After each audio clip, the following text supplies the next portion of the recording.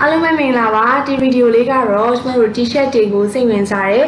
T-shirt တွေကိုကျွန်တော်တို့ဘောနော်တဆင်ပြန်ပြီးတော့ရောင်းချခြင်းနေဆိုလို့ရှိရင် quality လည်းကောင်းရမယ်ဈေးလည်းတက်တာပြီးတော့ကျွန်တော်တို့ဒီစက်ရုံတိုက်ရိုက်ပေါ့နော်လက်ကားပြန်ဝယ်လို့ရမယ်နေရာလေးတစ်ခုနဲ့ကျွန်တော်မိတ်ဆက်ပေးချင်ပါတယ်ဆိုတော့အဲ့နေရာလေးကတော့ full cap finish ဖြစ်တယ်ပေါ့နော်ဆိုတော့ full cap finish နဲ့ပတ်သက်ပြီးတော့အပိုင်း၅ပိုင်းခွဲပြီးတော့ပြပြပေးမယ် full cap finish ဆိုတော့ဘာလဲဘလို့အထည်မျိုးစားတွေရလဲဈေးနှုန်းတွေရောဘလို့ရှိလဲပြီးတော့ကျွန်တော်တကယ်လို့စိတ်ဝင်စားတဲ့margin နဲ့ဆိုလို့ရှိရင်ဘယ်လိုချိတ်ဆက်ပြီးမှာယူရမလဲဆိုတော့ဒီမြန်မာနိုင်ငံကိုဘယ်လိုပုံစံမျိုးပို့ဆောင်ပြီးလဲကာကွယ်ရေးဘယ်လိုချိတ်ဆက်ရမလဲဆိုတာကိုဒီ next slide ဒီမှာတော့အသေးစိတ်လေးပြပြပေးသွားမှာဖြစ်ပါတယ်ဆိုတော့ပထမတစ်ခုကတော့ full cap finish ပေါ့နော်ကျွန်တော်တို့ Facebook မှာ full cap finish ဆိုပြီးတော့ရိုက်ရှာပြီးတော့အသေးစိတ်သွားပြီးတော့ကြည့်လို့ရတယ်ဆိုတော့ full cap finish ဆိုတာကဘာလဲဆိုတော့သူကဒီ USA ဘက်က second clothing ဘေဒုတ်တွေပေါ့နော်မြန်မာအခေါ်ဘေဒုတ်တွေကိုသူကဓာတ်ရိုက်ယူပြီးတော့နိုင်ငံနှံ့ကိုပြန်ပြီးတော့ဖြန့်ပြီးတဲ့ supplier ပုံစံမျိုးပေါ့နော်ဆိုတော့သူကထိုင်းလာအိုမလေးရှားအင်ဒိုမြန်မာစတဲ့ဒီအာရှနိုင်ငံတွေကိုသူကဓာတ်ရိုက်ပို့ဆောင်ပေးတယ်သူစီမှာဆိုလို့ရှိရင်တော့ grade A grade B ဆိုပြီးတော့ grade 2မျိုးရှိမယ်တကယ်လို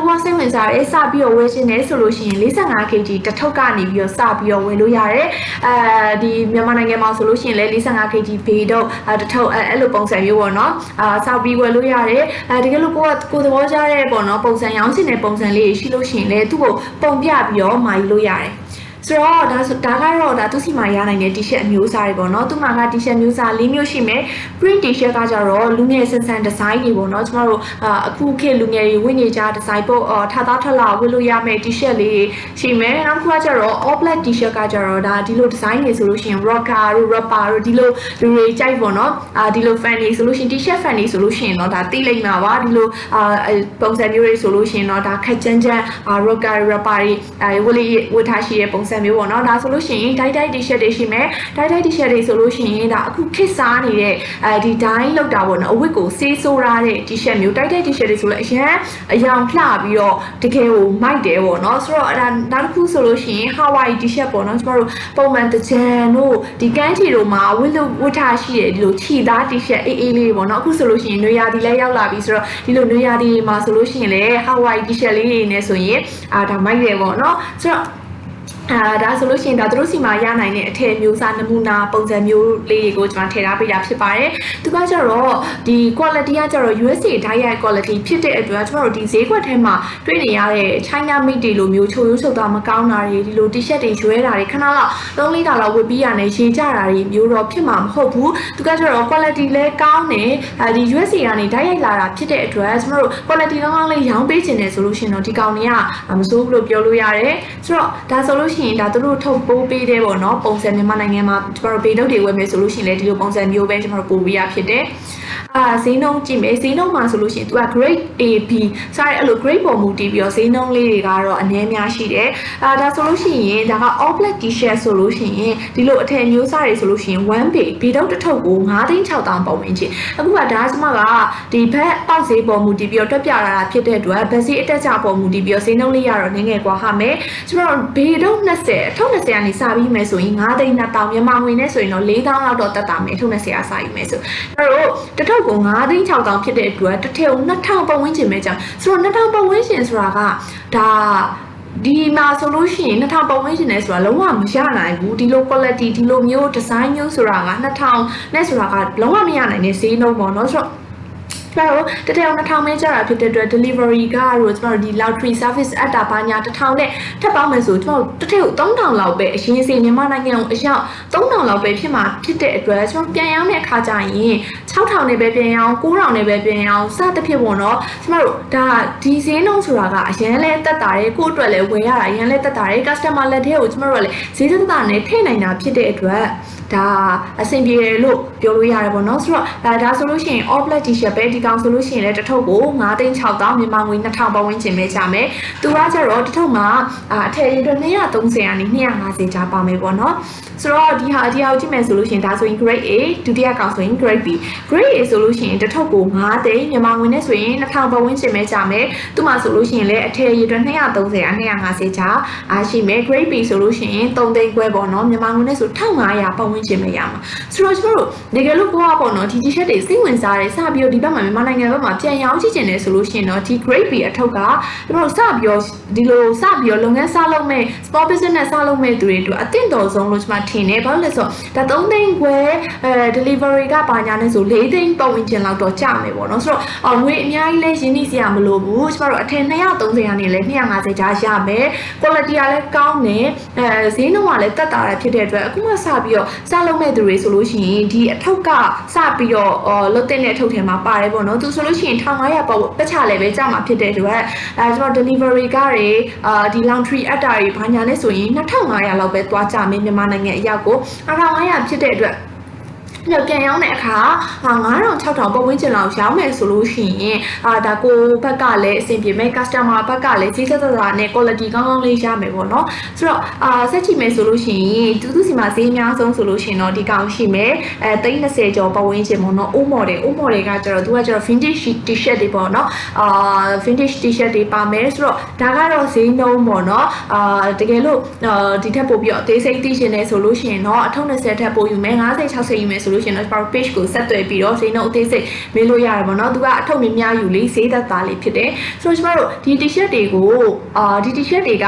second clothing ပေါ့နော်ဘေးတော့ဖြစ်တဲ့အတွက်ဒီဘက်ကိုရောက်လာတဲ့အခါကျလို့ရှိရင်တော့ကျမတို့ပိုးသက်တာတွေဒီလို laundry service အပ်တာတွေမိဖို့တိုက်တာတွေဘာညာကတော့လုပ်ပေးရမှာဖြစ်ပါတယ်ဆိုတော့အစင်တင်တော့ဒီဘက်ကိုရောက်လာလို့ရှိရင်အစင်တင်တော့ရောင်းလို့မရသေးဘူးပေါ့နော်ကျမတို့laundry အပ်တာရှိမယ်ပိုးသက်တာရှိမယ်မိဖို့တိုက်တာဘာညာ packaging လုပ်တာအဲ့လိုမျိုးလေးတော့ရှိမယ်ပေါ့နော်ဆိုတော့တကယ်လို့ကိုကစိတ်ဝင်စားတယ်ဒီ t-shirt တွေကိုသုံးချင်တဲ့အရင်းကြီးပေါ့နော်ကိုသုံးချင်တဲ့အမောင်းနဲ့လဲကြိုက်တယ်ဆိုလို့ရှိရင်ကျွန်တော်မှားချင်တယ်ဆိုလို့ရှိရင်တော့ Phuket finish page ကိုသွားမယ်သူရဲ့ messenger ကနေလဲဆက်သွယ်လို့ရတယ် line WhatsApp စတဲ့ဒီလို social application တွေကနေပြီးတော့လဲဆက်သွယ်လို့ရတယ်တကယ်လို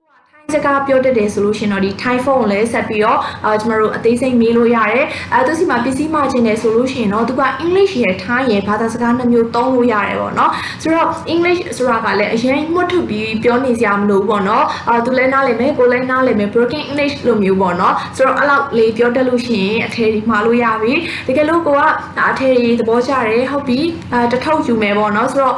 45 kg တစ်ထုပ်ယူမယ်ဆိုလို့ရှင်9သိန်းကျတယ်ဆိုလို့ရှင်ကောက်ကိုကနေတစင်ဒီ Phuket finish ဘက်ကို9သိန်းလွှဲပေးမယ်9သိန်းလွှဲပြီးရခါကြလို့ရှိရင် Phuket finish ကနေပြီးတော့ကာကိုဘက်ကိုပစ္စည်းပို့ပေးမယ်ကာကိုကနေမှတစင်ကျမတို့မြန်မာနိုင်ငံစီကိုပစ္စည်းပို့ပေးမှာဖြစ်တယ်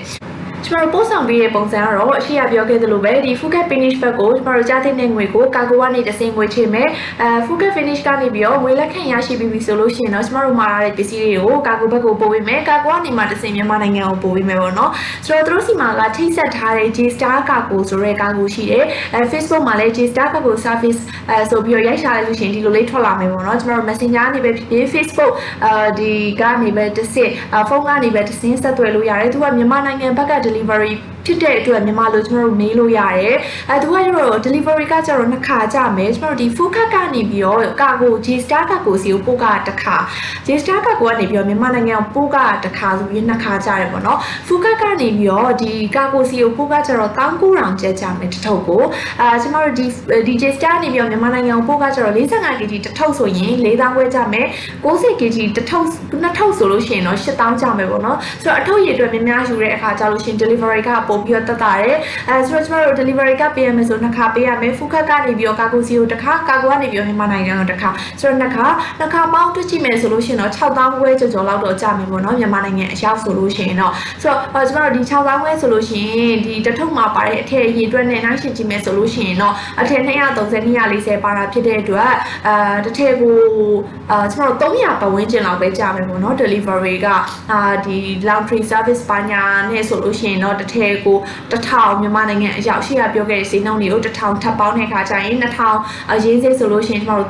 3000ဆိုလို့ရှိရင်3500လောက်တော့ဆိုတော့ကြာမယ်ပေါ့နော်ဆိုတော့တကယ်လို့ကျမတို့မှာမယ်ဆိုလို့ရှိရင်ဒီ J-Star ကိုသုံးမယ်ဆိုလို့ရှိရင်တော့ဒီ Thai ကနေမြန်မာနိုင်ငံအရောက်ကို2ပတ်လောက်ကြာမယ်ပေါ့နော်ဒါဆို2ပတ်အတွင်းဖြစ်တဲ့အတွက်တကယ်လို့လမ်းကြောင်းချိန်နေကောင်းမယ်ဆိုလို့ရှိရင်လည်းကျမတို့တစ်ပတ်လောက်နဲ့ရောက်ချင်လဲရောက်နိုင်တယ်ပေါ့နော် ဒါကကြတော့focus finish နဲ့ပတ်သက်ပြီးတော့ကျမတို့ဘယ်လိုတွေမှာယူရမလဲဘယ်လိုအထည်တွေရှိလဲဆိုတာကိုအသေးစိတ်ပြပေးခဲ့တဲ့အတိုင်းပေါ့နော်ဆိုတော့ကျမတို့တကယ်လို့small business လေးတစ်ခုစပြီးတော့လုပ်ချင်တယ်ကိုက t-shirt တွေကိုလည်းရောင်းဖို့စိတ်ဝင်စားတဲ့သူဆိုလို့ရှိရင်တော့ဒီ focus finish ကလည်းထည့်စဉ်းစားမဲ့တဲ့မှာတစ်ခုအပါဝင်ဖြစ်တယ်ဘာလို့လဲဆိုတော့ဒီလိုဈေးဒီလို quality နဲ့ဆိုတာကဘယ်နေရာမှာမှမရနိုင်ဘူးဆိုတော့ကျမတို့မြန်မာငွေ2500ပတ်ချလေလောက်နေပေါ့နော်ဆိုတော့ဒီမြန်မာနိုင်ငံအရောက်ဆိုလို့ရှိရင်3500ပတ်ချလေလောက်နေကျွန်တော် t-shirt တစ်ထည်ရမှာဖြစ်ပြီးတော့ quality ကလည်းတကယ်ကိုကောင်းတယ်ကျွန်တော်ဒီအကြောင်းအသွေးတွေဆိုလို့ရှိရင်လည်းကြည့်လိုက်ပေါ့နော်ဒါဆိုပြီးတော့အရင်ဟို design ကလည်းtrend ဖြစ်တဲ့ design တွေလည်းရှိမယ်ဒါold model design ပေါ့နော်ကျွန်တော်တို့တချို့ကျတော့လည်း vintage ဆန်ဆန်ကြိုက်တယ်တချို့ကျတော့ trend ဖြစ်တဲ့ design တွေကြိုက်တယ်ဆိုတော့ဒါ तू က quality အစုံပါဒီ design အစုံပါတာဖြစ်တဲ့အတွက်ကျွန်တော်တို့ပြန်ရောင်းတဲ့အခါကျလို့ရှိရင်တော့ quality လည်းကောင်းတယ်ကျွန်တော်တို့ဒီ China made တွေလို့လည်းဒီလို quality ရော့တာမျိုးမရှိဘူးပေါ့နော်ပိုပေးလိုက်ရတဲ့ဈေးနှုန်းထက်ပိုပြီးတော့ပါတဲ့ quality ရမှလည်းဖြစ်ပြီးတော့သူကမြန်မာနိုင်ငံကိုပို့နေကြကျွန်တော်တို့ချိတ်ဆက်ထားတဲ့ကာကွယ်ရေးလည်းရှိရဲဆိုတော့မှာတဲ့အခါကျလို့ရှိရင်လည်းအရန်လွယ်ကူတယ်ဆိုတော့ဒီဗီဒီယိုလေးကတော့ဒီလောက်ပါပဲအားလုံးပဲအဆင်ပြေမယ်လို့မျှော်လင့်ပါတယ်ရှင်